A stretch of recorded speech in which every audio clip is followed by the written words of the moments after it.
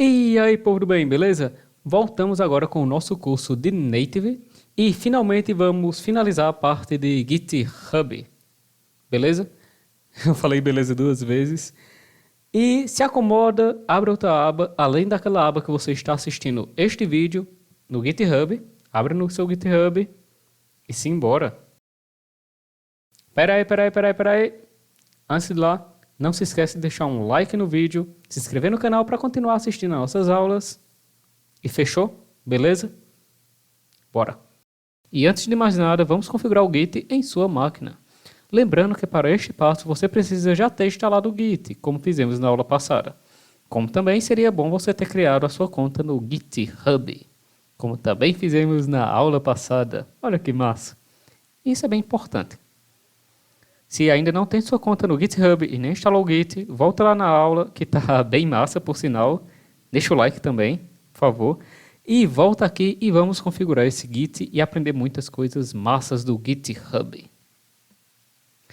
Vamos abrir aqui o nosso terminal e usar o seguinte comando, que é git config --global user.name.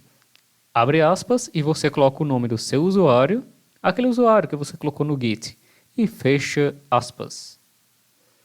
Logo em seguida, vamos configurar o seu e-mail com o seguinte comando. Qual comando, Paulo? É git espaço config, vamos dar outro espaço, --global user.email. Você abre e fecha aspas e dentro dessas aspas você coloca o seu e-mail do GitHub. Tem que ser o mesmo, viu?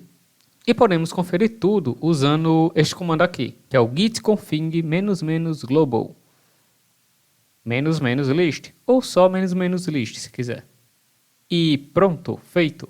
Vamos agora voltar para o nosso tão querido e amado GitHub. Sério, é realmente querido e amado porque ele contribui bastante para a comunidade de programadores em código aberto. Cara, você não sabe quantas vidas o GitHub já salvou. Aqui, povo, eu estou usando a minha conta profissional quanto a que eu criei apenas para testar aqui com vocês. Porque nestes exemplos que eu vou dar, eu vou precisar de duas contas. E nesta conta teste aqui, eu vou visitar o meu perfil profissional, justamente no repositório do nosso MyWord. Nosso MyWord. Eu ainda rio com isso.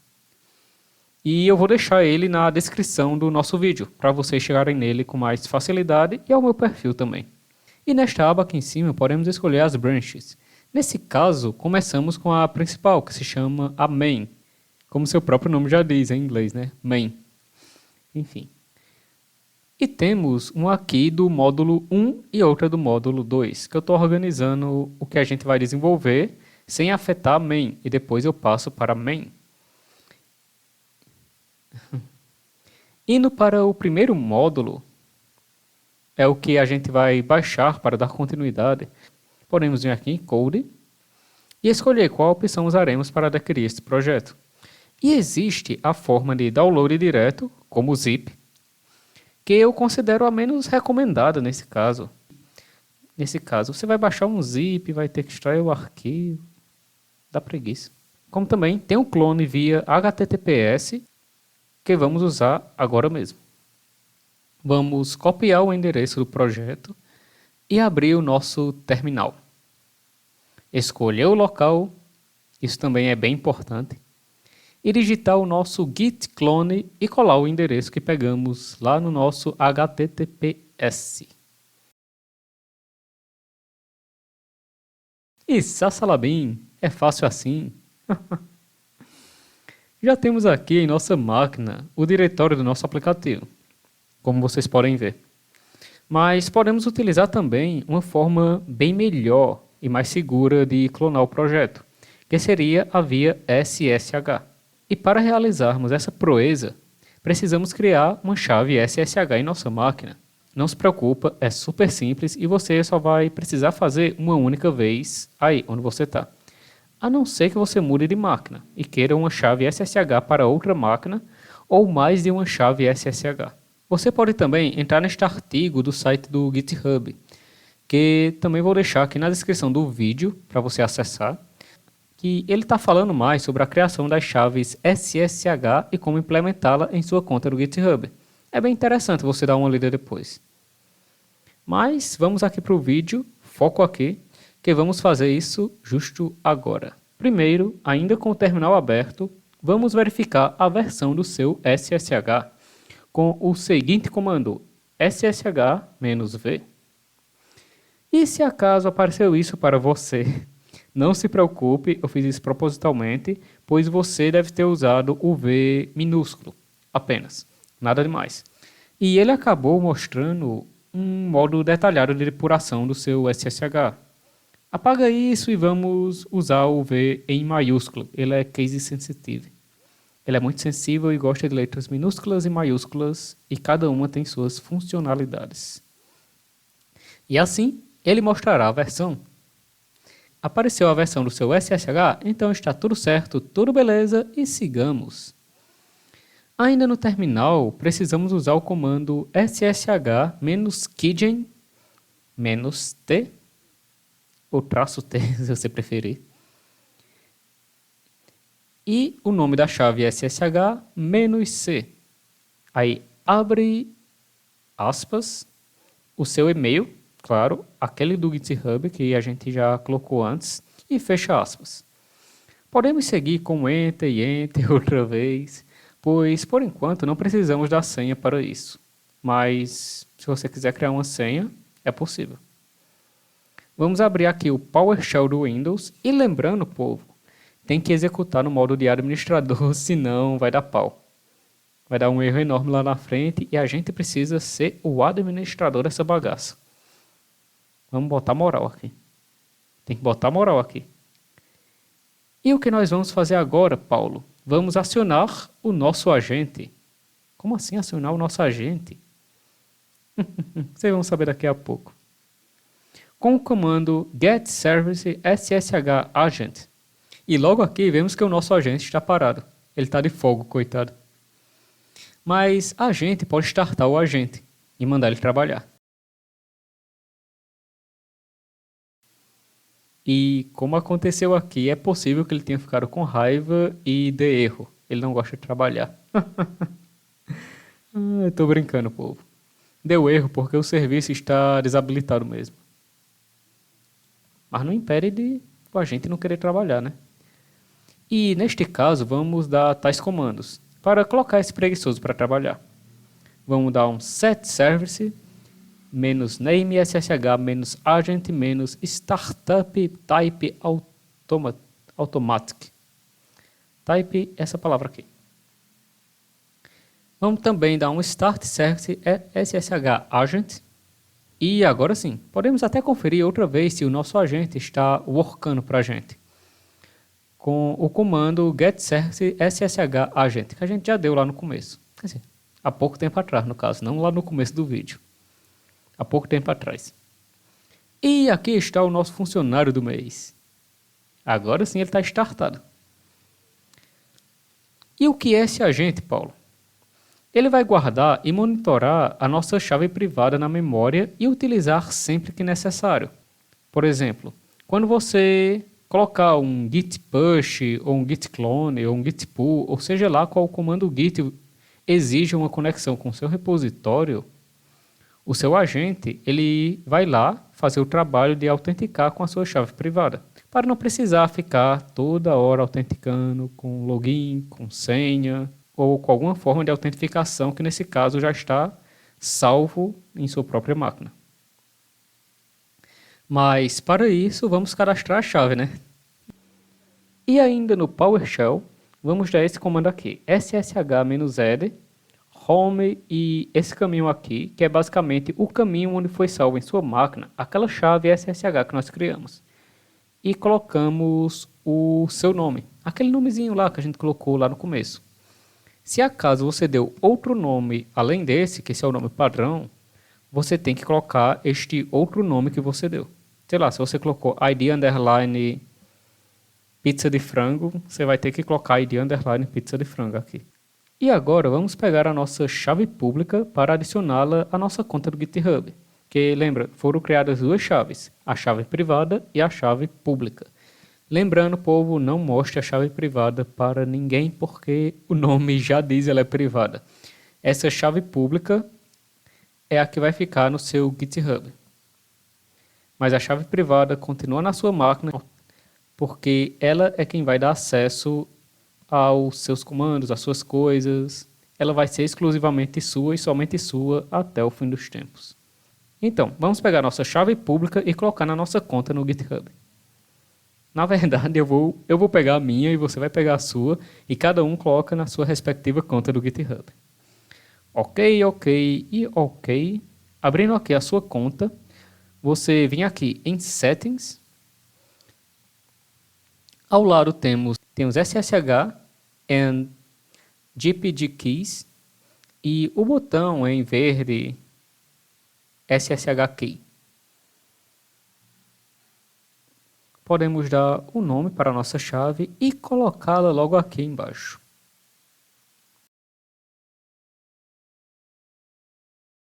E temos aqui, meus queridos, minhas queridas, a nossa chave configurada. Podemos ir tranquilamente agora na opção Code, copiar o endereço SSH e dar um git clone com ele.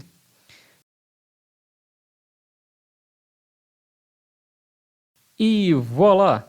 Aqui está mais uma vez o nosso diretório MyWord. E agora, Paulo, o que poderemos fazer com ele? Neste caso, poderemos usar normalmente, mas não conseguiríamos passar para a nossa conta. Se esse repositório não fosse meu de fato, e eu encontrasse um projeto, clonasse ele, seja por HTTPS ou via SSH, na hora de eu dar um push e empurrar esse código lá para o repositório, ele tentaria ir para o repositório original, de onde ele veio, que seria o da outra pessoa e não o meu, aquela pessoa que criou o repositório. Nós até conseguimos ter esse projeto que a gente pegou no nosso, mas seria trabalhoso demais e eu considero uma baita gambiarra. Porém, contudo, entretanto e todavia, existe um jeito bem mais prático e que até favorece e valoriza os desenvolvedores daquele projeto. Este método seria o fork, ou seja, nós podemos ir no repositório original, criar uma cópia dele diretamente para a nossa conta do GitHub e mexer à vontade sem afetar o repositório daquela pessoa programadora que o fez. Não é uma maravilha isso? E ainda pode melhorar. Imagina que você viu um projeto muito bom e que precisa de correções. Você não quer chegar no usuário e ordenar que ele faça as ideias que surgiram em sua cabeça. Isso não seria legal, por favor.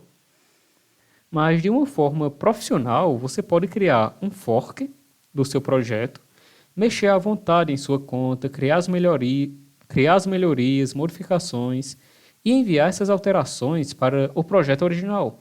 E a pessoa programadora vai receber uma notificação sobre isso, analisar e decidir se aquelas alterações serão aceitas ou não.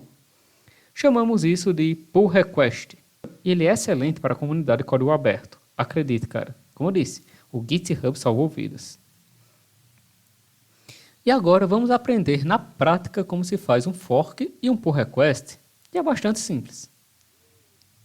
Você entra no seu repositório desejado. Eu vou usar o MyWord como exemplo. Eu estou na minha conta teste, visitando a minha conta profissional, neste caso. Vocês vão lá na opção Fork, essa aqui no canto superior direito. Vocês podem escolher uma conta para a qual forcar. Mais neologismo aqui. Como buildar, forcar, commitar. Como também podemos escolher o nome de seu repositório forcado. Eu prefiro deixar o mesmo por enquanto, mas você pode mudar a descrição também, que seria bastante interessante, pois você pode até descrever o motivo pelo qual você está criando aquele fork. E dar um create fork, e aqui está ele, em sua conta fazendo referência ao projeto original. É uma maravilha, não é? Tanto para você quanto para a pessoa que criou. Você agora tem um projeto para mexer à vontade e a pessoa que criou ganha uma referência a mais em seu projeto. E agora você pode clonar ele à vontade, que quando você der os seus commits, pull e push, ou até criar branches, sempre serão de seu repositório e não do original. E galera, eu vou dar um pequeno exemplo aqui de pull request. Vamos lá. Eu vou entrar aqui, nessa pasta aqui, neste arquivo. Não vou mudar nada tão significativo, para não zoar o projeto, sabe? E só um teste, é só um teste mesmo. E vou fazer isso aqui direto pelo GitHub, mas eu não recomendo programar direto pelo GitHub.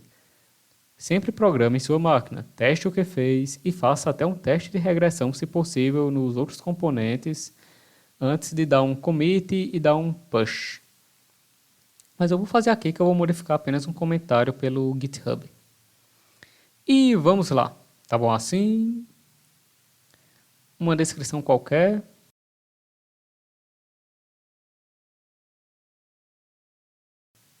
Submeter e pronto. Então a gente vem aqui no nosso repositório mesmo e vamos ir em contribuir, essa opção aqui, pois estamos realmente contribuindo com o nosso colega e toda a comunidade de programadores. A gente pode dar um título ao nosso pull request, neste caso, e uma descrição, ela é bem importante, e uma descrição bem explicativa no caso. Você não precisa ser prolixo, você tem que ir direto ao ponto, fica a dica.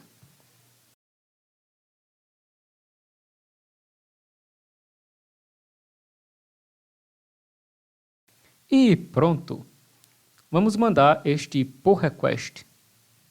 E não houve conflito no código, como ele está alertando aqui, já que só foi apenas uma linha de comentário. Agora eu vou na minha conta profissional e olha só, já apareceu aqui que tem um pull request, dizendo aqui quem foi, e eu posso entrar nele para ver o que foi alterado também. Olha aqui que massa. Olha aqui que massa, cara. Olha que massa.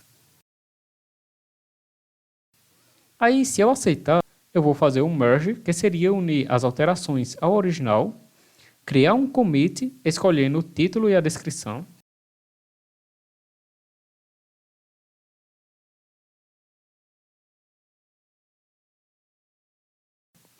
E aqui estamos, deu certo. Podemos até conferir no repositório original que o último commit foi o pull request.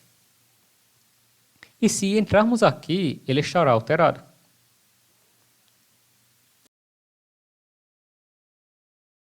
E então é isso, povo. Nas próximas aulas vamos voltar a codar o nosso primeiro aplicativo. Lembrei, codar, mais um neologismo.